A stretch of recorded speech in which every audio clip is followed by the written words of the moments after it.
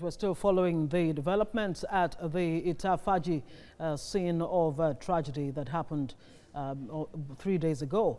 Our correspondent Bimbo Agbebi is standing by at the scene where demolitions have been going on. Bimbo, good to have you at this time.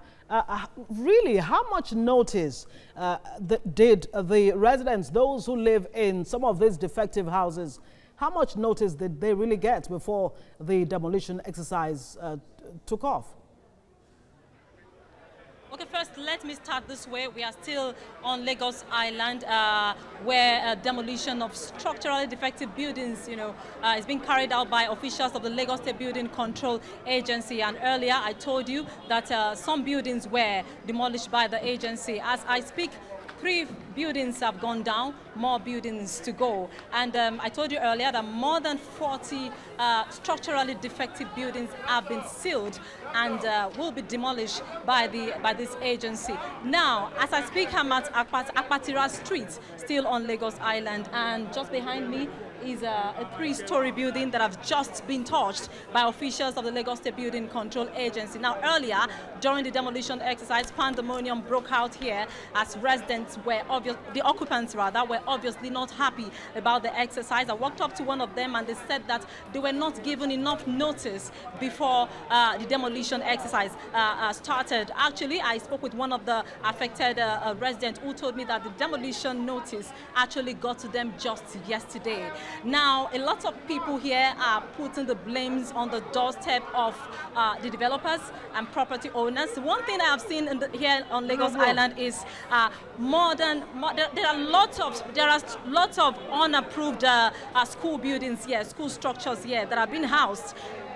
There are lots of unapproved school buildings here that are being housed by these structurally defective buildings. And the agency has said that it will work closely with the Education Assurance Quality, Office of the Education Assurance Quality of the Ministry of Education to ensure that a conducive learning environment is being made possible for the teeming students of the state. But back to the question you asked me about whether the people were given enough notice. I have one of the affected occupants here who is going to be giving me his first-hand experience. I mean, first-hand information as to how this demolition exercise has affected him. His name is Dayo.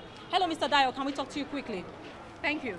Hello, good afternoon. Okay, good afternoon. Earlier, I noticed you were not happy about the demolition exercise being carried out by officials of the Lagos State Building Control Agency. No. Now tell me, when were you served the demolition notice? I need you to talk to me. When did you receive the demolition notice by the agency? It's yesterday they called. They put the notice for the wall that should move for 24 hours. Then yesterday. Because they know that they have collapsed there. Government is doing the right thing for our own sake. Okay. We know that. But they're supposed to, not by this action, they're supposed to give us notice. What do you want the government to do instead? Government, they should provide for us where we can move to now. There's no any place we can move to. Okay. We have been planning before that we live for this place, but there's no money. Okay, that was, thank you so much. That was Mr. Dayo there, one of the affected occupants there, saying they want government to probably provide a makeshift building for them where they can stay, for now, as their buildings are already being touched by the officials of Lagos.